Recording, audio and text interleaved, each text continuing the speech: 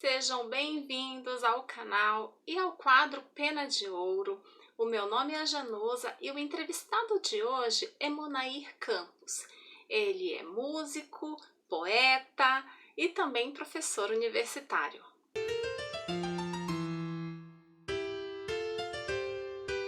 Seja bem-vindo, Monaí, e muito obrigada por aceitar o meu convite. Eu quero que você fale um pouquinho sobre você para o pessoal que está nos assistindo. Olá, bom dia, boa tarde, boa noite a todos e todas.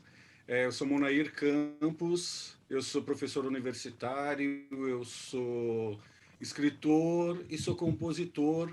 Primordialmente, eu trabalho nessas três frentes, né? Eu costumo dizer que a gente que nasce na periferia, principalmente das grandes cidades, como São Paulo, a gente tem que se virar, tem que aprender a fazer um pouquinho de cada coisa, né? Mas eu acho que nessas três frentes é onde eu tenho me espalhado aí pelo mundo, tenho deixado minhas marcas, né? Monaí, esse teu livro, Negros e Alvos, a exceção não pode servir de exemplo, é o seu mais recente? Não. Esse é um texto que eu escrevi teatro, que foi composto em 2007, 2008. O processo de pesquisa começou em 2007 e culminou com a encenação da peça de teatro em 2008 até 2012. Fizemos uma série de apresentações, fizemos algumas temporadas, né, em teatros em São Paulo e apresentações em espaços alternativos, ONGs, escolas públicas e privadas e também em algumas faculdades. E depois que o processo da encenação da peça já tinha cumprido, né, com a sua cota, quando foi em 2016, eu decidi publicar o texto para que outros grupos e ONGs e outras instituições que tivessem interesse em fazer uso do texto para encenações ou mesmo que fossem apenas para estudar, né? Eu doei muitos exemplares do livro para cursos de dramaturgia, de cursos de teatro espalhadas aqui por São Paulo, na periferia, né? E aí eu aproveitei também e fiz o registro da trilha sonora, que eu também compus a trilha sonora para a peça. Um detalhe que é bastante interessante é que ao final do livro nós temos as partituras justamente para que as pessoas pudessem, no caso de fazer a encenação do livro, se quiserem também fazer uso da trilha sonora como eu a concebi, tem essa possibilidade. E como eu fiz a trilha sonora, eu montei um show. Eu Uhum. consegui reunir um grupo de músicos espetaculares e montei um show. E durante 3 anos nós circulamos aqui em São Paulo mesmo e fizemos algumas viagens para fora de São Paulo para fazer shows para divulgar o livro e divulgar também a trilha sonora, né? Mostrar o nosso trabalho lá fora. Geralmente eram sempre trabalhos de parceria da apresentação musical acompanhada de uma roda de debates ou de uma palestra que discorresse sobre o racismo no Brasil. E esse processo terminou em 2019, mas o livro continua à venda, continua tendo uma boa aceitação.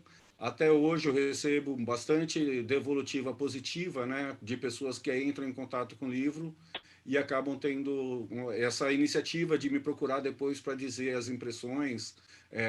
O Valdo Rezende, que é um professor também bastante respeitável, é um dramaturgo e escritor bastante conhecido do meio teatral aqui de São Paulo, publicou uma resenha sobre esse livro, com comentários bastante elogiosos, assim, foi bem gratificante. Esse título aí tem que estar sempre falando, porque as pessoas têm esse péssimo hábito no Brasil de pegar um exemplo que é uma exceção, que é um caso isolado, né? Cita lá, o fulano não precisou de cota, exemplo, e esquece que aquilo é uma exceção, aquilo ali é um caso isolado, aquilo ali foi um fora da curva, foi uma situação única. Esse alvo, eu gosto dessa palavra que você colocou no livro. Uma das questões principais é essa daqui, né? Que infelizmente a população negra no Brasil carrega um alvo nas costas, porque Sim. a violência policial e a violência urbana em geral, ela é muito, muito aterradora para a população negra. É muito assustadora e é muito evidente, né? Tem um livro interessantíssimo de Eduardo Said, que ele fala do orientalismo, e ele Aham. trata justamente da visão que os europeus lançam, no caso dessa obra, obviamente, o olhar que os europeus lançam sobre os orientais, como sendo eles uma invenção desses europeus. Essa obra serve de referência porque ela nos trata, nos remonta a exatamente o mesmo olhar que é lançado quando eles falam, por exemplo, que aqui no Brasil temos os índios, né? Na verdade, não. Na verdade, são povos nativos e originários da terra que foi invadida pelos europeus Sim. e que eles, por uma associação, trataram, perceberam semelhanças com os povos da Índia por uma pele avermelhada, né? É. Então eles fizeram essa associação e a partir daí teceram uma alcunha como se fosse uma categoria, né? Como se fosse uma categoria étnica que foi criada por Uhum. eles. São olhares que são lançados para populações que foram vítimas historicamente da exploração do projeto colonialista e que até hoje, as forças que se levantam contra quem quer desfazer essa estrutura, ela é muito forte até hoje, né? Nós vemos muitos e muitos políticos dizendo não, nós não precisamos de um dia da consciência negra, nós precisamos da consciência humana. Sim, É. nós temos os problemas que são de toda a humanidade, Sim. não questionamos isso, mas nós temos problemas que são específicos da comunidade negra. Nós temos que parar para pensar nesses problemas. Se vocês não querem parar para pensar, tudo bem, mas qual seria a lógica que justifica vocês não quererem que nós paremos para pensar sobre a nossa realidade? São os Aham. recursos de argumentação, todos eles falaciosos, né? Mas que eles conseguem ficar realimentando essas ideias para desqualificar a nossa luta, simplesmente para que a gente tente desfazer um pouco de todo esse processo histórico que tem mais de 400 anos, né? Sim. Começou-se a desconstruir o negro como cidadão, como ser humano, no final do século XVI, com um projeto colonialista propriamente dito, quando se instaurou a colonização aqui no Brasil, eles não conseguiram escravizar os indígenas, Aham. os habitantes nativos. Nativos. Eles falam que é porque o argumento deles também é completamente grosseiro, né? Que falam porque Sim. os povos nativos eram preguiçosos. Não é verdade. Eles não conseguiram escravizar porque esses povos eles eram habitantes originários aqui. Então eles Eles tinham conheciam domínio a sobre terra, né? geografia, eles tinham Eles, domínio sobre sim. as ervas medicinais e eles tinham outros mecanismos que fazia com que eles conseguissem fugir. Por isso é que eles precisaram ir em outro continente e importar essas pessoas e criar toda uma indústria e uma estrutura para separar famílias, para separar comunidades, de tal forma que essas pessoas não conseguissem se articular, né? Então, É. quando chegava nos portos brasileiros, eram divididos os lotes. Então, se nós tínhamos aqui 30 pessoas que vinham de um único núcleo familiar, essas pessoas não ficavam juntas, não permaneciam juntas. Porque se elas permanecessem juntas, elas teriam uma capacidade de se articular e de conseguir Sim, fugir. o problema com relação ao negro, à pessoa do negro, é a toda a sua cultura, a música, a religião, seus instrumentos. E como é para você? Você acha que tem alguma diferença? Ou, infelizmente, mesmo sendo professor universitário, mesmo sendo compositor, você é músico? Eu trabalhei durante 8 anos na Unip, e durante os 8 anos eu sempre era um dos únicos professores que precisava estar sempre com o crachá pendurado no pescoço. E eu falo por experiência própria, a instituição Unip, pelo menos na minha vivência, eu não tenho nenhum exemplo de que eu tenha vivenciado, nenhum exemplo de que a instituição ou algum coordenador, algum diretor, eu não tenho nenhum exemplo de uma postura minimamente discriminatória em relação a ninguém com quem eu tenha convivido dentro da instituição. Mas mesmo assim, Mas tem que mesmo evitar assim, para mas mesmo evitar qualquer assim, constrangimento. se você pensar nas equipes de segurança, se você pensar, eu saía da sala dos professores, ia na lanchonete, bastava que eu fosse em uma lanchonete que não era do meu hábito frequentar, Aham, para que o estranhamento ficasse no ar. Quando se fala que é estrutural, é porque é isso, está na estrutura, está na raiz dos outros problemas. A instituição Unip é gigantesca, então é possível que tenham outros episódios, é possível que outras pessoas tenham queixas a sim, fazer com relação a isso. Eu não estou passando pano para a instituição, não é nada disso, mas eu tenho que falar pela minha experiência. exato, E eu, claro. diretamente, nunca tive nenhum problema com o nível institucional.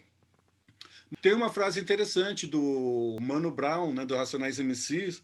Ele disse, quando ele fez a entrevista no Roda Viva, perguntaram para ele, poxa, mas a gente viu vários casos de que as pessoas não sabem dizer, no Brasil não dá para dizer quem é branco, quem é negro. E aí o Mano Brown, ironicamente, fala, olha, se vocês tiverem qualquer dúvida, é só perguntar para qualquer porteiro de prédio dos Jardins ou para qualquer policial que eles vão saber reconhecer na hora quem é branco e quem é negro.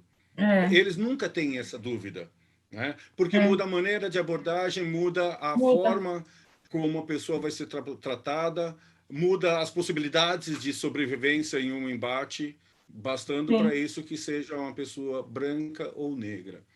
Eu não posso deixar de passar o fenômeno, né, o fato, o grande assunto que é o Monteiro Lobato. E, infelizmente, todo ano, normalmente as pessoas acabam me perguntando ou tratando comigo em outras circunstâncias, Aham, né? Sobre o fato do Monteiro Lobato ser ou não ser racista. Eu quero deixar bem claro que, em primeiro lugar, sim, ele é racista. Há inúmeros documentos históricos em que ele afirma isso. Mas isso não deveria ser assunto, porque a mim não importa a vida pessoal dele. aham, Né? Eu costumo sempre ministrar algumas aulas em que eu trato dessa temática, e quando eu tenho que levar esse assunto para a sala de aula, por estar previsto na ementa, no plano de ensino, né, eu aham, sempre coloco para os meus alunos a diferenciação entre racismo, preconceito, discriminação e os atos em si, injúria racial, sim. etc. e tal. Né? Uhum, Racismo é a determinação generalista, né, das diferenças de raças. Como o conceito de raças caiu pelo avanço das ciências genéticas, né, o termo ficou porque ele é marcado historicamente em sim. uma época em que era associado à questão da raça. Né? Uhum, Ah, o que é preconceito? uhum, Preconceito é quando uma pessoa ela é julgada previamente, ou seja, quando se estabelece um preconceito a aham, respeito de alguém ou de algo, normalmente baseado numa generalização. A pessoa, eu fui maltratado por um jogador de futebol, então todo jogador de futebol é mal educado. É uma generalização grotesca, que sim, não faria o menor sentido na vida real, mas sim. que serve como exemplo. Acontece. Né? Então, o preconceito também se dá dessa forma. A pessoa tem uma experiência negativa com um judeu e ele passa a generalizar e achar que todo judeu vai lhe causar a mesma experiência negativa. Discriminação é quando você trata Graças. de forma diferenciada uma pessoa baseada em racismo ou em algum preconceito. O racismo e o preconceito, em si, eles não são crimes, porque é do subjetivo. A Uhum, cabeça dela, ela tem o direito de pensar o que ela bem quiser. Não tem como o Estado legislar sobre o que passa na cabeça do ser humano. Agora, quando esse preconceito gera assim, né? atitudes, É. aí deixa de ser do âmbito pessoal e passa a ser do âmbito coletivo. Né? A injúria é quando a pessoa verbaliza esse preconceito ou esse racismo, também gerando um problema para terceiros, porque a pessoa não vai verbalizar, senão, de alguma forma, essa verbalização vai atingir outras pessoas. Aham, sim. Né? Então, o fato do Monteiro Lobato ser racista seria da subjetividade dele se ele guardasse para ele. Ele fez disso um projeto literário, né? E isso está presente em todas as obras dele. Cada branco é tratado como indivíduo, enquanto que o negro ele é sempre colocado como sendo o representante de uma coletividade, né? O Morgan Freeman é um ótimo ator, mas ele tem direito de falar as bobagens dele. Ele não me representa. Eu não o elegi, eu não o escolhi para ser meu representante. Não é tudo que ele vai falar que serve para mim simplesmente pelo fato de sermos negros, né? Se a pessoa vier falar um negócio desse para mim, eu posso dizer, meu, tá, você é branco. Cara, e aí, qual é seu grau de responsabilidade pelas atrocidades faladas pelo Trump, ou pelo Bolsonaro, ou pelo Lula, ou, sei lá, né, de acordo com cada visão política que se queira pensar. Para o branco, a ele é reservado a individualidade, enquanto que ao negro é reservado sempre o papel de uma coletividade, né? Me desculpe, mas quer usar um negro para dar referência, para me representar? Me pergunte. A Bianca Santana, por exemplo, me representa, né? A Djamila Ribeiro me representa. O professor Silvio Almeida me representa. Mas porque eu tenho afinidade ideológica com eles e porque eu considero que a posição deles legitima a minha e a minha é legitimada pela deles, porque eu me considero na mesma categoria que eles, né? Não pelo fato deles serem negros, pura e simplesmente. E com relação só ao que a gente estava falando do Monteiro Lobato, me falaram várias vezes também, eu li Monteiro Lobato na minha infância e nem por isso eu me tornei racista. Não é esse o problema, né? Você imagina qual é a dor de uma criança negra quando lê uma obra do Monteiro Lobato? Você, como educadora, né, em algum momento, algum professor, na sua formação de educadora, te preparou para essa situação? De você, no mínimo, acolher aquela criança e falar, olha, quando ele fala aqui que a tia Anastácia ela é uma negra de estimação, né? Ninguém me pegou no colo quando eu li aquilo pela primeira vez numa sala de aula. E a dor que aquilo me causou quando eu era criança permanece em mim até hoje, né? Então, não é um efeito que aquilo pode causar nos brancos, porque eles estão protegidos institucionalmente, estruturalmente. É o estrago que isso causa naquela criança que está sendo agredida, que está sendo injuriada. Exatamente.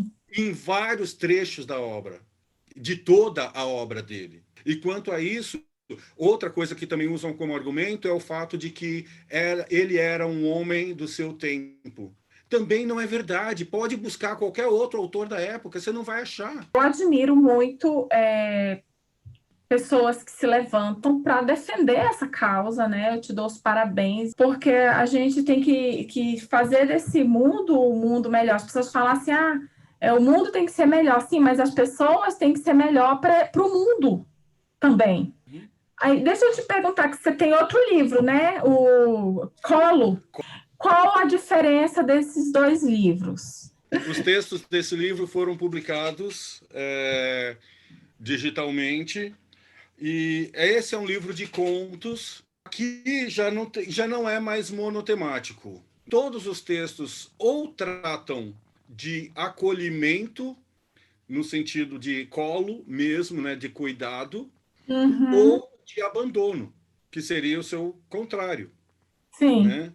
Então, e daí que veio o nome do colo, porque eu acho que cabe muito bem.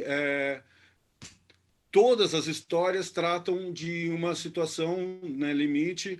Eu tive o prazer e a honra de ter estudado, fui aluno do professor Alfredo Bozzi, e ele tem um texto que é um dos mais icônicos da língua portuguesa que tratam do conto como gênero literário, né? E ele fala que o conto é um gênero literário que ele sempre trata de um momento na vida de uma pessoa, que é de um episódio ou de episódios curtos, né, condensados no tempo, e que aí eu percebi, geralmente tem poucas personagens, né, cada conto tem poucos personagens em geral, né, e eu me dei conta de que nesses textos, todos eles tratam de algum momento em que alguém está precisando de colo, Em muitos casos recebe, ou muitos casos o personagem principal oferece o colo, né? E em muitos casos são personagens que estão precisando muito de colo e não recebem. Mas esse sempre acaba sendo um mote que eu percebi de comum em todos esses contos. Eu tenho mais um livro para publicar o ano que vem, que foi dessa época aqui da produção desses textos, e são 27 contos. Em geral, são contos curtos, que geralmente tem 4, 5 páginas, né, de texto, então são contos curtos. Você sabe que agora tem os mini contos, que são menores que os contos, os microcontos e os Sim, nanocontos. Eu gosto muito dessa diversidade que a literatura traz, porque você pega um recorte da vida de alguém, de um personagem, daquele momento ali que dá aquele start. Sempre gostei de livros grossos, quanto mais de 300 páginas melhor, mas hoje eu estou assim, me encantando pelos contos, porque ele é um tratamento de choque, o conto. Ele te joga para aquela realidade ali, simultânea, algo instantâneo, te tira do seu lugar de conforto, te faz pensar sobre aquilo. É tudo muito bruto, é tudo muito, né, de repente. Gosto dessa força que o conto tem. eu costumo tratar dizendo que o conto é pronto-socorro e o romance é hospital.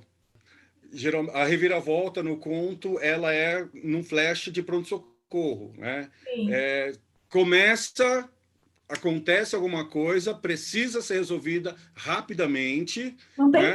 E tempo, se né? resolve rapidamente. Não dá abertura para muita divagação. Precisa de um recorte incisivo ali, né? Que Sim, é solucione aquela trama cirúrgico. rapidamente. E que é muito condizente com o nosso contemporâneo, com o nosso contexto Também, né? social, né? Essa As velocidade. coisas estão muito mais Incomoda um ágeis, estão tudo. pouco essa. Se revela na literatura, sem dúvida nenhuma. A literatura É, precisa retratar essas mas sensações, né? é isso mesmo. A literatura é o produto do seu tempo também. Revela como é que está a sociedade naquele momento, né, de produção. Manaí, quais os desafios como escritor, especialmente um escritor militante? Os desafios para mim são principalmente justamente por a minha formação ter sido dentro da academia Uhum, e para eu escrever de uma tal forma que eu consiga manter aquilo que eu considero como qualidade e, ao uhum, mesmo tempo, que eu seja acessível para o meu público ideal, que não são os meus colegas acadêmicos, uhum. né?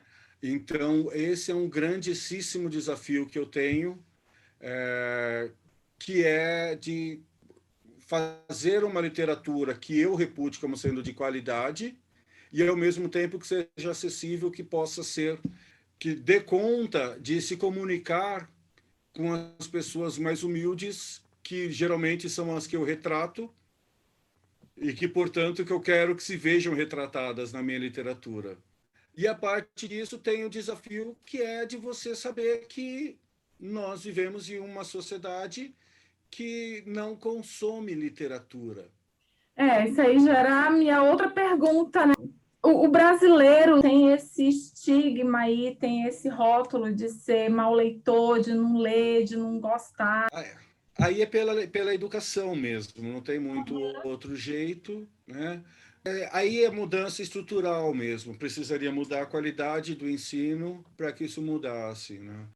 Monaí, vamos caminhar para o encerramento.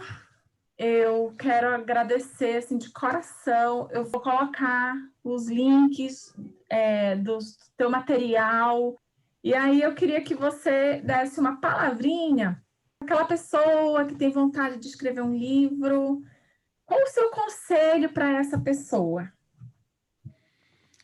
Tá, bem, eu já de pronto também quero agradecer o convite, muito generosa, muito carinhosa a forma como que você me recebeu e me tratou aqui durante esse nosso bate-papo. Obrigado. Eu vou ser bem honesto. É algo que é uma estratégia que eu já venho me acompanhando há muitos e muitos anos. Se você tem uma vontade de se tornar escritor, tenta desistir. Vai fazer outra coisa, vai trabalhar vai estudar engenharia, vai estudar direito, Eu não vai fazer alguma esperava coisa, vai isso, estudar mas medicina, vai continua. fazer alguma coisa que dê dinheiro. Tá, Se você conseguir desistir, você vai ser mais feliz. tá certo. Eu tentei e não consegui. As pessoas normais geralmente são escritores porque não conseguem não sê-lo, né? Então, Uhum, se você tentar desistir e não conseguir, aí só tem um caminho, que é se dedicar muito, que é uhum, estudar, que é pesquisar. Não dá para pensar em escrever se ela não ler bastante, né? O escritor, ele não é apenas aquele que escreve. Você vai ter de escrever, você vai ter de aprender a ler e participar de editais, você vai ter de aprender estratégias para divulgar o seu trabalho, você vai ter de dominar uma série de outros meandros que fazem parte da profissão do escritor.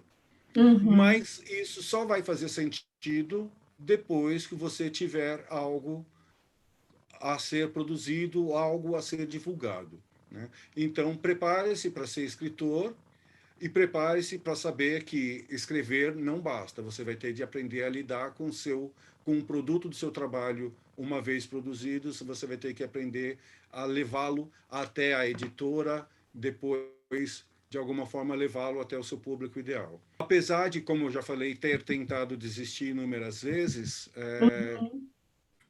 é absolutamente satisfatório, prazeroso e necessário. Eu não consigo não fazer, não conseguiria viver de outra forma. Ai, que maravilha, é bom ouvir isso, porque eu acho que a melhor coisa é você saber que está no caminho certo, que aquilo faz parte da sua essência, né? Então, muito obrigada, Monaí. Obrigado a todos aí pela audiência, espero que vocês curtam, que vocês gostem. E se quiserem, me procurem nas mídias sociais, eu vou adorar poder bater um papo com vocês. Um abraço, até a próxima. Tchau. Muito obrigada pela companhia na entrevista do Monair. Eu espero que vocês tenham gostado. Convido você a se inscrever no canal e também compartilhe com os seus amigos. E aguardo você no próximo vídeo. Até lá!